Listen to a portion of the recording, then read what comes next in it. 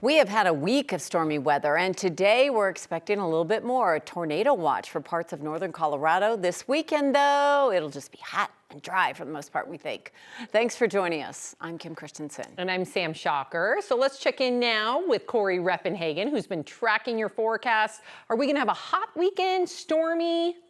I don't think it's going to be too hot or too stormy. Oh, perfect. Kind of a nice weekend. The heat comes on Monday for the Denver metro area and most of us across the Front Range. But the storms that we're watching here, one more day of storms. We do have some action in the Denver area. Coming off the Boulder County foothills going into eastern Boulder County, we've got a few strong storms, not severe. And we also have a similar situation out here in East Adams and Arapahoe County. You see this yellow box up here, which includes Weld County, Morgan, Logan. This is where we're watching for the tornado potential to be developed tonight.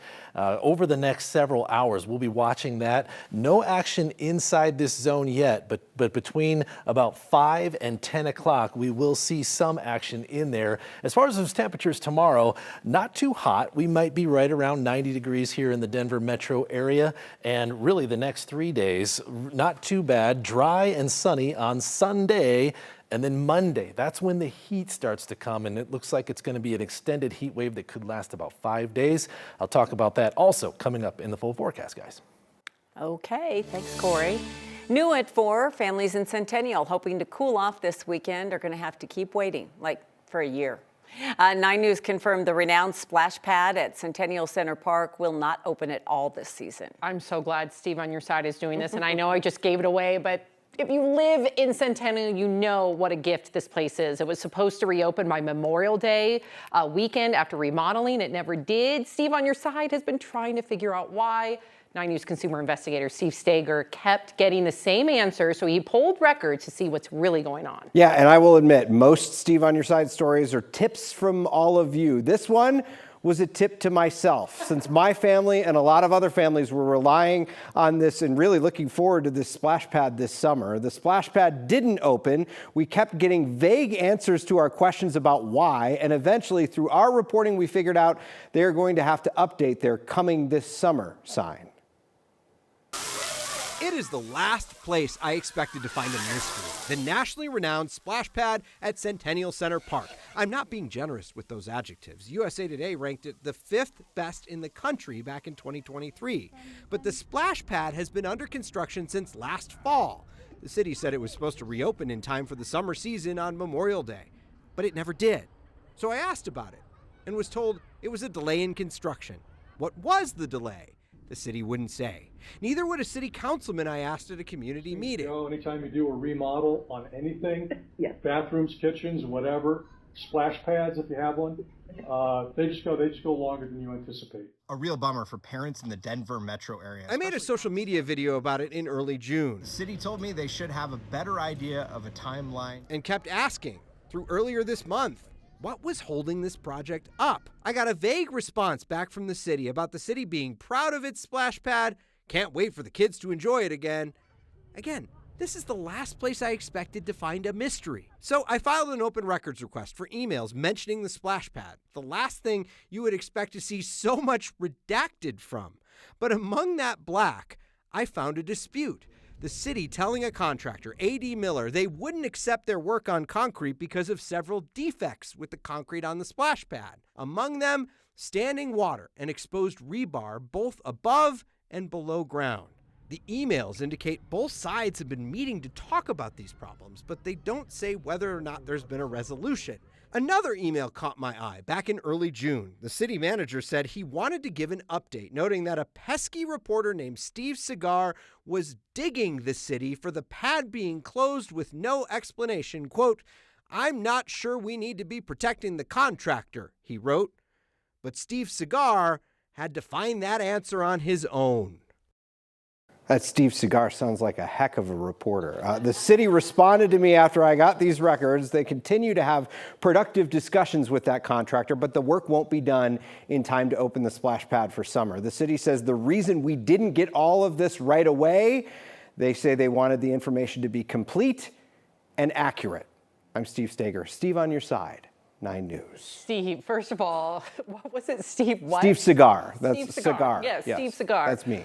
You know, it's the lack of transparency, right? And I think that's what irks a lot of people, because it does take, because they didn't have signage and information about it, we would just drive to see if it was open, and then we'd find out it wasn't, and then you do that again the next week. And I know that a lot of other families are wasting their time checking up on this. And you know, you can understand that when it's a potential legal battle going on with somebody, maybe you don't want to say too much. Right. But at one point when I say any word on what the delays are and I get we are so proud of our splash pad, of course we're going to ask the follow-up questions.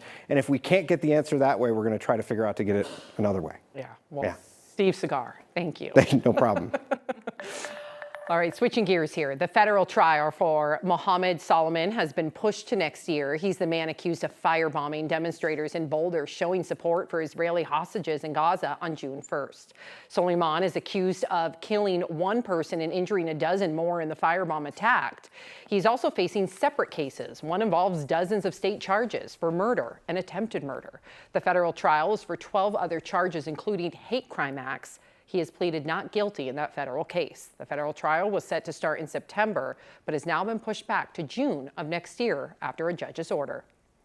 Next week, 2 new laws will take effect designed to help survivors of domestic abuse. Advocates say this change is needed. A 2022 report from the Colorado Coalition for the Homeless found about half of all women who are homeless reported domestic violence as the cause. 9 News reporter Rachel Krause explains how these new laws aim to help keep survivors. Domestic violence cases have been climbing in Denver. Absolutely. It's always a concern when we see those higher numbers in our community. According to Denver police, there were nearly 300 more cases of domestic violence reported last year than the year prior. And so far this year, more than 3,200 cases have come in. As police and investigators begin the long road to justice, Natasha Adler with the Rosandom Center says 2 new laws can help survivors now. But these 2 particular laws will open doors for survivors in massive ways. House Bill 1168 tackles housing protections for survivors of domestic violence. Democratic lawmaker Cecilia Espinoza was one of the bill's sponsors. Espinoza says the new law expands the definition of domestic violence to include stalking and provides ways for survivors to get out of or stay in their housing, depending on what they need. So what we found is that a lot of people who are dealing with domestic violence became homeless because they didn't have an access to exit those premises where they were in danger. So by providing these changes in the law, we're now giving the survivors an opportunity to have an escape route. It also allows survivors to more easily document the domestic violence with their landlord. Many don't want to go through the legal system or report to police. Now, instead of requiring a protection order or police report, survivors can now legally self-declare the abuse to get help with their housing, work that's already making a difference. And because the court is aware this change is coming, they are looking at these issues and they are negotiating with landlords to be able to get resolutions and not put people through evictions, but to allow them out of their leases and to do the things they need to do to make them safe. Another law taking effect next week addresses spousal support. During divorce, now judges can consider domestic violence when deciding if someone should get financial payments from their spouse, in hopes of preventing a survivor from having to pay their abuser. And now it allows judges to consider restraining orders or civil protection orders from up to 5 years ago. And a lot of that was to protect from financial abuse, and so some of that legal abuse that abusers often use to kind of weaponize the legal system in that separation process. Advocates and lawmakers hope these new laws will help survivors move forward. And so that's what these bills are for, is to allow the victims and or survivors to make that first step and to realize that it's not hopeless. In Denver, Rachel Krause, 9 News. 9 News legal expert Whitney Traylor says these new laws can be effective tools for survivors, helping them access real protections when they're trying to leave a really tough situation. But he says the language in these bills could leave the door open for bad actors seeking to lie about their status as a victim in order to stay in housing, or from an abuser who could file a bogus temporary restraining order against their partner in order to avoid spousal support. Today, the Denver Broncos celebrated a construction milestone for their new training facility. And then there are the 150 plus construction workers working here every day, putting in the work sun up to sundown. Today is really about you, your dedication, commitment, and teamwork that has gotten us to this exciting milestone. On behalf of our organization, Thank you. They had a topping out ceremony where they placed the last beam on the building structure. The Broncos are on track to open the new team headquarters next May. They say their 3-story, 205,000 square foot facility will mark a 30% increase in size over their existing one.